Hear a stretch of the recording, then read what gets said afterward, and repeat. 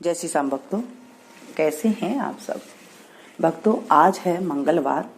श्रावण मास में जितने भी मंगलवार होते हैं और मंगला गौरी के नाम से पूजा की जाती है और मंगला गौरी का व्रत किया जाता है।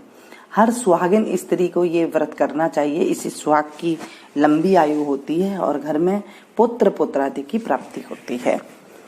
और जो कंवारी लड़की होती है उसे भी मनभावन पति मिलता है, क्योंकि पार्वती माता का ये दिन होता है। सोमवार होता है शंकर भगवान का और जो मंगलवार होता है वो पार्वती माता का होता है। मंगला गौरी के नाम से ये व्रत किया जाता है।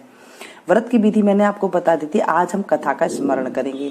दूसरा मंगलवार है, मंगला गौरी की कथा का स्मरण करते हैं। बोलते माता पार्वती की जय, मंगला गौरी मैया की जय।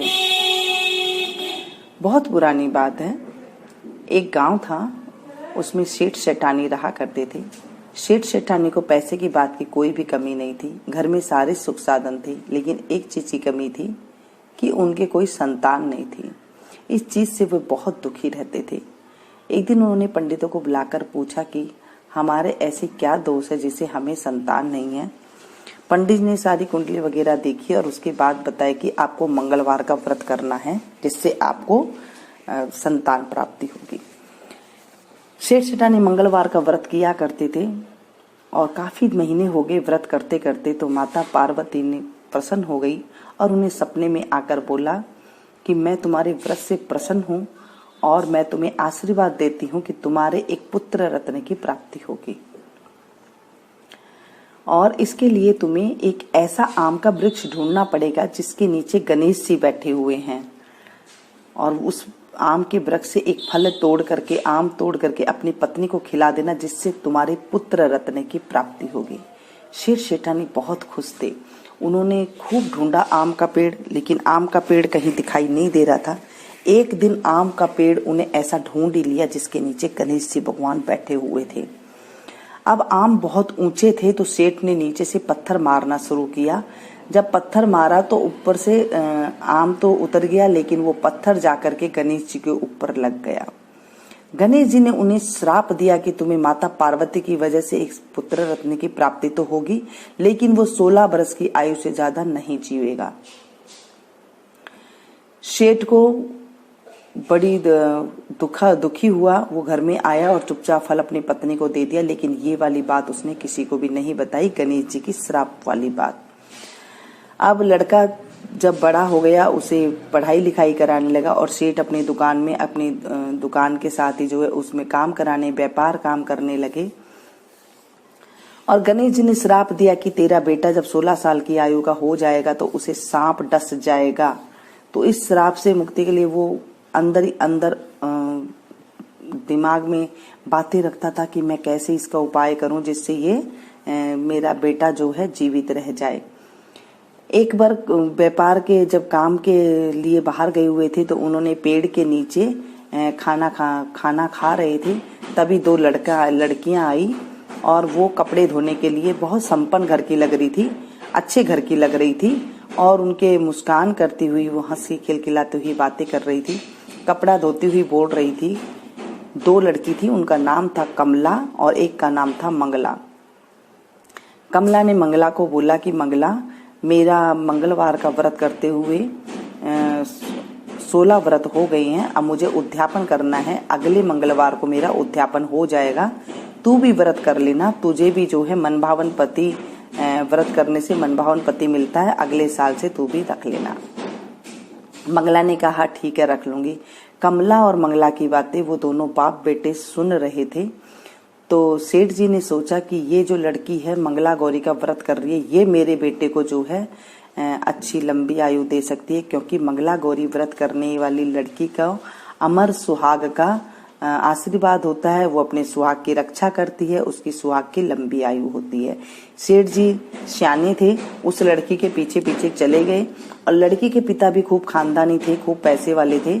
उन्होंने भी जो है रिश्ते की बात कर ली और करने के बाद उन्होंने खूब धूमधाम से बेटे का विवाह कर दिया। अब बेटा भी घर में जो है अच्छी तरह दोनों रहने लगे। तो माता पार्वती का जब उद्यापन करने का टाइम आया, कमला ने जब व्रत करती गई, ससुराल में भी मंगला गौरी का वो व्रत करती गई और उसने उद्यापन करने की सोची तो माँ ने सपने में, पार्वती माता ने सपने में आकर कहा कि माँ पार्वती ने कहा कि बेटी मैं तेरे व्रत से अति प्रसन्न हूँ। तेरे पति की जो है आयु बहुत कम है बेटी, उसे अगले मंगलवार को एक सर्प डसने आएगा, उससे पहले तो उसके आगे एक मीठा दूध रख देना कटोरे में और एक खाली मटका रख देना। सांप दूध पीने के बाद उस घड़े के अंदर जाकर बैठ जाएगा और तो उस घड़े का मुंह फटाफट से बंद करके उस घड़े को कहीं दूर छोड़ आना, जंगल में छोड़ देना। कमला ने किसी को ये वाली बात नहीं बताई और मंगलवार आया तो उसने मीठा दूध रख दिया कटोरे में और घड़े को, खाली घड़े को रख दिया। उसके बाद सर्प ने उसमें दूध पिया और घड़े के अंदर जाकर के बैठ गया। कमला ने घड़े का मुंह बंद किया और उसे ले जाकर जंगल में छोड़ आई। उसके पति की जो सांप डसने वाली जो टाइम था वो निकल गया और कमला की वजह से उसके पति की लंबी आयु हो गई। ये व्रत ऐसा ही है, जो भी सुहागन स्त्री करती हैं उनकी पति की जो है लंबी आयु होती है और पत्नी जो है सदा सुहागन रहती है। हे मंगला गौरी मैया, जैसे आपने कमला के पति को जीवन दान दिया, सभी का देना, उसकी पति की आयु लंबी की उनकी भी करना। जो ये कहानी सुन रहे हैं उनके पति की भी करना। जो ये कहानी कहे, सुने, पढ़े और हुंकारा भरे, जो इस कहानी का हुंकारा भरते हैं उनकी पति की भी लंबी आयु करना। दोस्तों, व्रत ना कर सके तो ये कहानी को अवश्य सुनना। कहानी सुनने से भी जो है इसका फल बहुत मिलता है, क्योंकि मंगलवार को माता पार्वती जो है मन की भी होती है। आप मन से उनकी पूजा कीजिए। अगर आपका शरीर नहीं काम देता है, आप नहीं कर सकती ये व्रत, तो आप पार्वती को नस्त मस्तक होकर की कथा सुन लेती हैं तो भी आपको इतना ही फल की प्राप्ति होती है।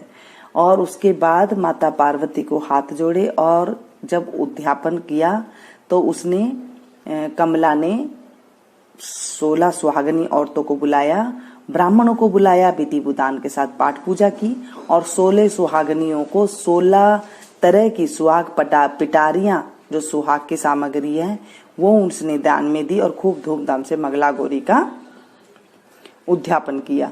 सारे नगर में ढिंडोरा पिटवा दिया कि सब कोई इस व्रत को करना, हर सुहागन स्त्री ये करना, जिससे उसके पति की लंबी आयु और जो है पुत्र पौत्र आदि की प्राप्ति हो। हे मंगला गौरी मैया, हमने आज ये कथा करी है और इस कथा को सुनने वाले, पढ़ने वाले, हुंकारा भरते को सबको जो है आशीर्वाद देना और उस कहानी का जो है हमें इस तरह से स्मरण करना चाहिए। बोलिए मंगला गौरी मैया की जय, माता पार्वती की जय। इस तरह करने के बाद गणेश जी की कथा कर लेनी चाहिए और उसके बाद जो है हमें जल का लोटा सूर्य को दे दे या फिर आप किसी पौधे में डाल दें। बिंदाए बाबा रंगा चंगा, वृंदावन में फिरे सिरंगा, बोध भोग की राबड़ी, नवास भोग की खीर, मीठी लागे राबड़ी, खाटी लागे खीर, सरसा करती साड़ी दीजो, बड़बड़ करती बांदी दीजो, घर मोकलो घर सांकड़ो, राजा को सुराज, रानी को सुभाग, सीता को सुहाग, बैकुंठ को बास, श्री कृष्ण कांदा, जय विनायक बाबा, दया रखना, सुख शांति देना। दोस्तों, पसंद आई तो कथा एक लाइक जरूर दे, इसे ज्यादा से ज्यादा अपनों के साथ शेयर कीजिएगा। मिलती हूँ फिर से एक नई जानकारी के साथ। Thank you.